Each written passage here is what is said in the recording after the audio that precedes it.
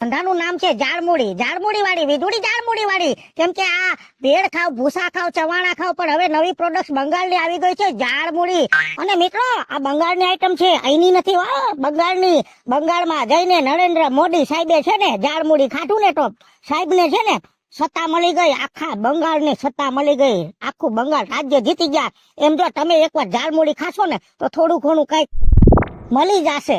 અને આ તો બાપે ખાય ને બેટો ખાય ને જી ખાય એનું ભલું થાય. ચાલો ઝાડમૂળી આવી ગઈ છે, ઝાડમૂળી, ઝાડમૂળી.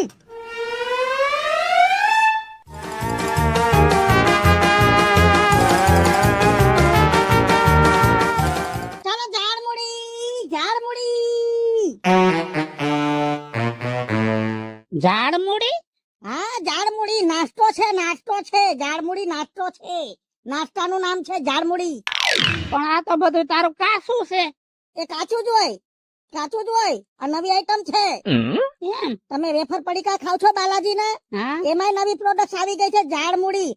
બંગાળની આઈટમ છે. એમ? તો બહુ સરસ, ફાઇન ફાઇન